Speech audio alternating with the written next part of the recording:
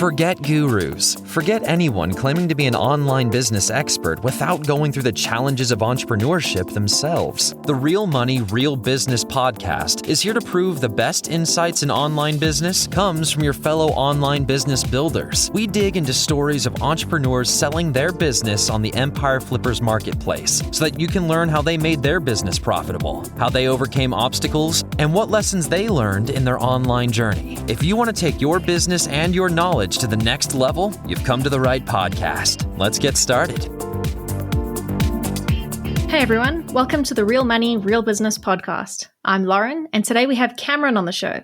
Cameron is selling an Amazon FBA business on the Empire Flippers marketplace. Hey Cameron, welcome to the show. How are you doing today? Hey, I'm good. Thanks for having me on. Wonderful. I'm really happy that you're here. I can't wait to learn more about your business. Before we dive in, I'm going to give the listeners a brief summary of the business. This is an Amazon FBA and e-commerce business. It was created in October 2017 in the home niche. The average revenue for this business is $37,322 per month, and it makes an average of $8,063 per month in net profit.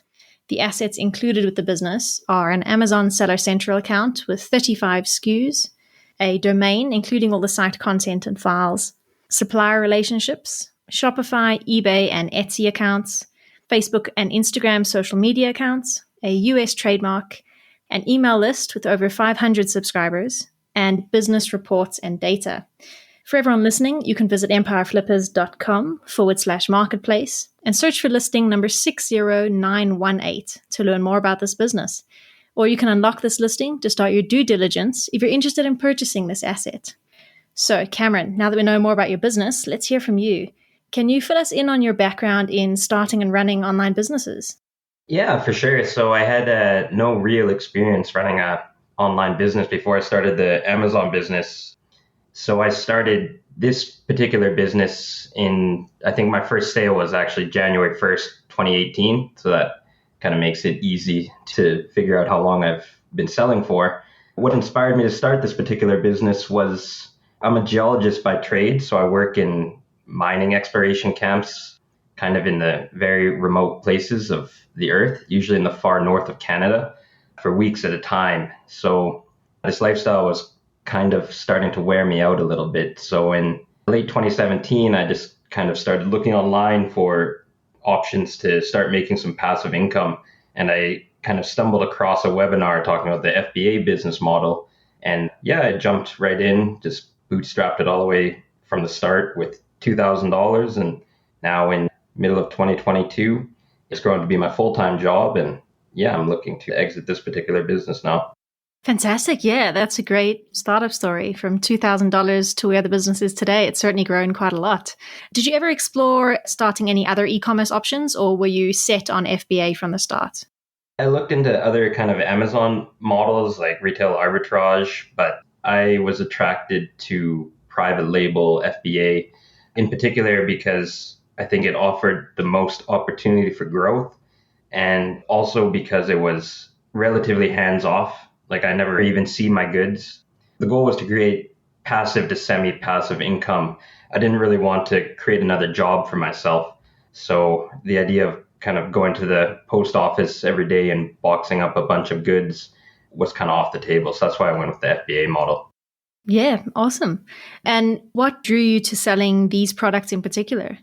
You know what? I went to China in 2018, to Hong Kong actually, to some trade shows.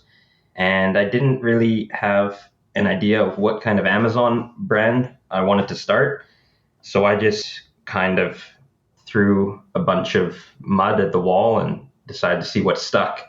And I ended up finding a product that started selling very well in this particular niche. So I decided to kind of get rid of all the other products and just focus on this particular niche. Yeah, well, that plan certainly seems to have worked out very well for you. You branched out from FBA. You now do sell on some e-commerce platforms. Can you walk us through what e-commerce platforms you sell on? Yeah, so the primary revenue source for this business is Amazon US. I think as of April 2022, it's about 75% of my revenue. I've also diversified into Amazon Canada and most recently, actually just this month, into Amazon UK. So Amazon.ca is about 10% of revenue right now. UK is probably going to match that soon. As well, I started selling on Etsy about 4 or 5 months ago, and that's quickly grown to be about 10 or 15% of revenue. And I also have a Shopify store for the brand, which is mostly just for email capture, customer awareness, and just to kind of tell my brand story. But it also generates a few sales here and there. And eBay is the same, like very minimal revenue, but a couple sales here and there. Okay, great. You've had such a great journey with this business by the sounds of it. What is the reason that you're selling it now? Yeah, so it's quite a difficult decision because I think the business is in a really good spot right now. It's got a lot of potential growth opportunities in the next 12 to 18 months. So my initial plan was to sell the business in 12 to 18 months once I had it fully optimized and get the maximum value for it. But as the business is growing, I guess the risk has grown too. And I've just kind of taken the mindset that a bird in the hand is worth two in the bush. I just kind of internalized that I'm probably not going to get the maximum value for the business by selling it now, but at least it's a sure thing. And I think it's going to be easier to sell now where I leave a lot of opportunities for growth for the next buyer as well. Yeah, certainly. Looking back on your journey with the business, what would you say your biggest win since starting the business was? I would say the biggest win was probably just deciding to list on Etsy because I can charge 25 to 50% more for my products on Etsy. And they're kind of these kind of unique individual designy items that do well on the Etsy marketplace. So I just created listings, drove some traffic to Etsy, and now it's making 15 to 20% of the profit for the business. So it was an easy win. Yeah, that's great. It's always good to diversify as well. On the flip side of the coin, what would you say your biggest setback or challenge has been? I've been lucky in my 5 years of running the Amazon business that I haven't had any major issues when it comes to suspensions or black hatters or any of that. But I did have one issue that arose last year in June where I had a fraudulent review on one of my products. They were saying it exploded in their house and left a hole in their wall, which it's not possible for these kind of products. So I had to go back and forth with Amazon on this, and they delisted this particular product. It was my third best-selling SKU, and they wouldn't reinstate it without a lab certification guaranteeing that this is a safe product. And unfortunately, there was no lab certification that existed for this type of product. So I was really kind of stuck, and I ended up hiring a really good compliance consultant with Amazon, and they helped me get the proper lab testing in place and also took care of the communication with Amazon seller support. We eventually got the products back about 90 days later. So that was stressful and challenging for sure, but the problem got solved and it's all good now. So Yeah, wow, that's a bet in a million years. You never would have seen that one coming, but I'm glad you were able to solve that problem. Changing direction a bit with regards to your traffic to your listings, do you use PPC or listing description SEO to drive traffic to your products? yeah, so both. I definitely use software like Helium 10 to make sure that I'm ranking as well as I can for all the relevant search terms to try to get some organic ranking. And as well, PPC is a big part of this business. It probably drives 40 to 50% of sales. So it's a combination of PPC and organic SEO to get into customers' eyes. And do you handle those PPC campaigns yourself, or do you outsource that to an agency? No, it's all done myself. I just use Selix. It's automation software. So it's adjusting the bids for me, but it's still, I'm overseeing and creating all the campaigns myself. Okay, fantastic. And do you do anything else in terms of marketing on social media, for example? No, I tried way back at the beginning. I tried doing some Instagram and Facebook communities and stuff, but it was a ton of effort and it didn't really give me any traction. So I gave up on that pretty quickly. Yeah, it can be a difficult arena to break into for sure. Cameron, what would you identify as the major growth opportunities for this business? Yeah, so I'm exiting the business at such a time where there's actually quite a lot of built-in growth that even if the buyer doesn't do anything extra, the business probably continue to grow in the next 12 to 18 months. The first is that it's got 2 brand new products that are ready to launch. I've done all the copywriting, image photography, and the products are sitting in my 3PL just waiting to get sent into Amazon and launch. And these particular products I think are going to do really well on Etsy as well. On top of that, I have just launched in the UK in April 2022. So there's not a full year of UK sales on the books. And the same with Etsy. I only started that last September or October. So there's also not a full trailing 12 months of Etsy sales on the books. On top of that, I had some big out of stocks over Christmas and this product compliance issue that I talked about earlier, where I lost my third best-selling product for 90 days, is also still on the trailing 12 months. I think there's an easy growth path, and if the buyer can just run the business as is for the next 12 to 15 or 18 months, they'll have a higher revenue number and a higher profit number than they're buying it at right now. Yeah, those are some fantastic growth opportunities. Definitely a lot of potential there. Cameron, can you walk us through what your supply chain looks like?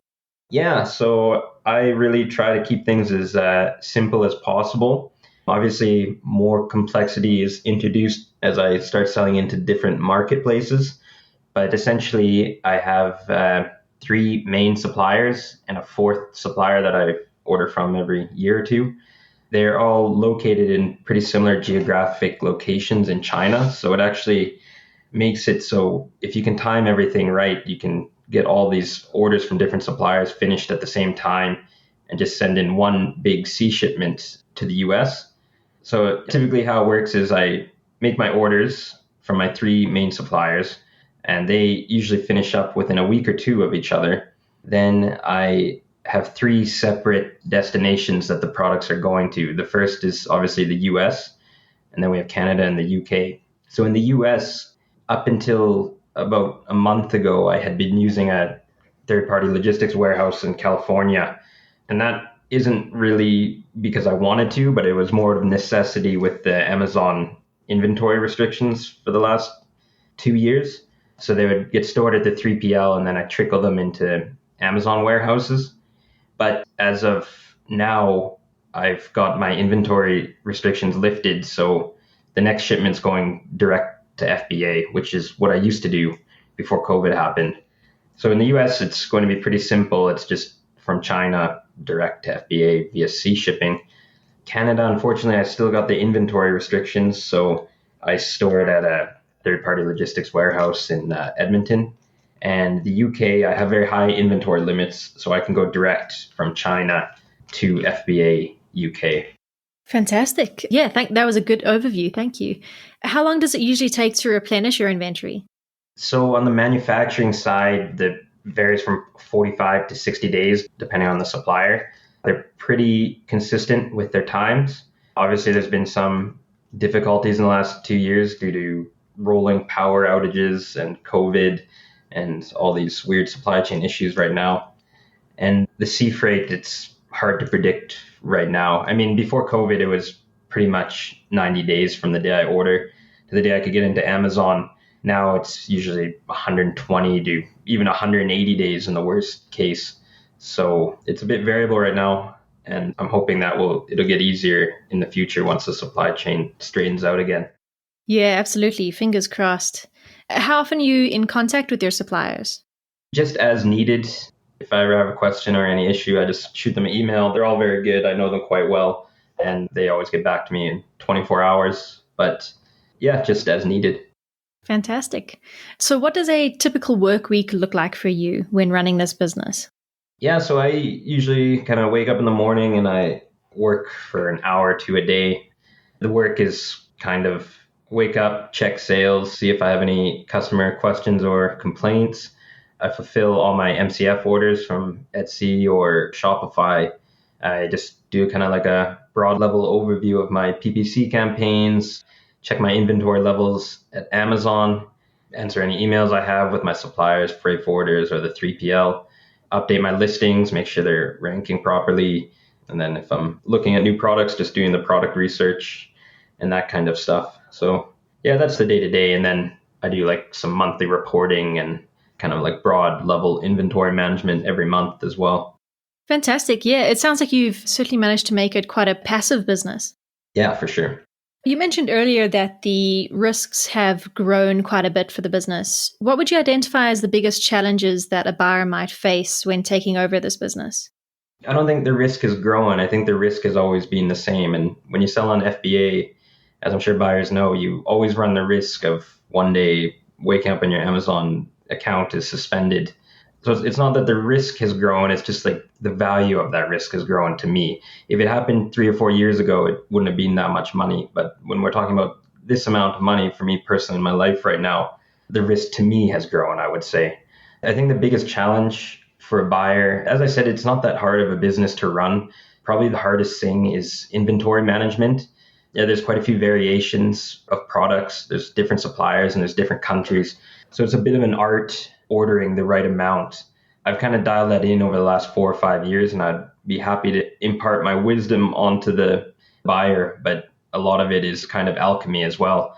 And due to this, I tend to carry a lot more inventory in the business than I would like. And my mentality is that it's better to carry more inventory and have that available and on hand than to run out of stock. And also just with inflation and supply chain price increases, I feel like even if I'm sitting on too much inventory, at least I bought it a year ago or 6 months ago at a cheaper price than it's going to be foreseeably in the future if inflation keeps up. So that's probably the biggest challenge is the inventory management. Yeah, absolutely. And your approach to solving that problem, as you say, it often saves you a lot of money and helps you avoid those penalties. So that's a good way around that. You mentioned imparting wisdom to the new buyer. How much support are you willing to offer the new buyer? Yeah, so I'll guarantee the standard 2 Skype calls and unlimited email support for 30 days. With that being said, I'm not going to completely disappear after that. If there's any issues, they're always free to shoot me an email, and we can probably hop on a call if they need as well. But I'll guarantee the 2 Skype calls in the 30 days and then just kind of casual support if needed after that. Wonderful. And would you be open to negotiating something like an earnout? Of course, as every seller would, I would prefer an all-cash offer. With that being said, if there isn't an all-cash offer on the table, an earnout would be open to negotiation as well. Okay, perfect. Yeah, that's pretty fair. And would you commit to a non-compete agreement? Yeah, for sure. I'll commit to a non-compete. Awesome. Well, Cameron, looking back at your journey, as you said, this was your first e-commerce business.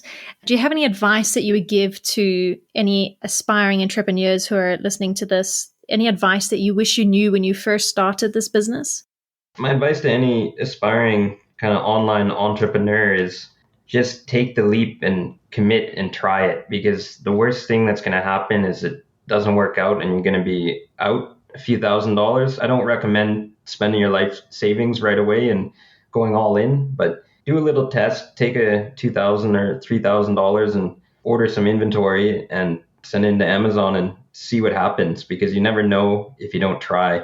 And for me, it's really changed my life for the better. I can completely work for myself. I don't have to go to these crazy places in the armpits of Canada anymore. And it's all because in 2017, I just took a little risk, spent $2,000 launching this Amazon business. So don't be afraid.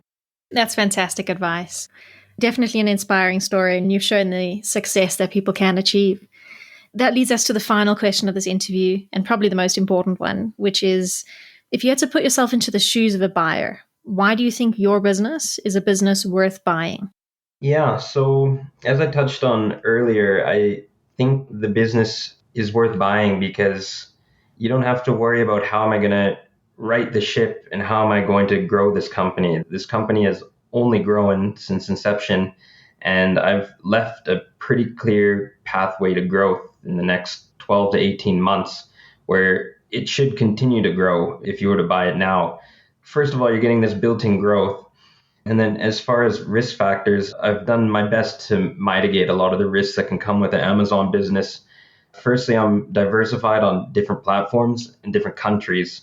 I'm also diversified in my catalog of products, meaning that I don't really have a hero SKU. I think my best SKU is, along with its child variations, are doing 30 to 35% of revenue. It's simple to run for the size. As I said, maybe the only complicating things are the different marketplaces I sell on, but it's a pretty smooth operation. And as I said, you can work for a couple hours a day and run this business. It's also aged. As far as the Amazon business, is almost 5 years old. And as I mentioned earlier, it's got a proven track record of growth. And finally, and I don't think I can overstate this enough, so you never want to be too successful on Amazon. You don't want to have this super high ranking product that's selling thousands of units a day, because you're instantly going to get ripped off by 20 copycats. You're going to get black hatters. You're going to get 1-star review bombed. So I've kind of taken this approach where I've found this sweet spot of I get good enough sales from a variety of different items.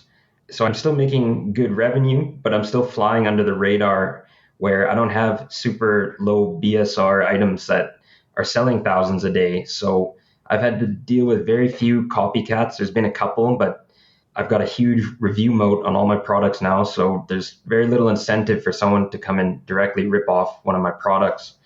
Also, I've had very little issues with black hatters, and it's all because the fact that these products fly under the radar.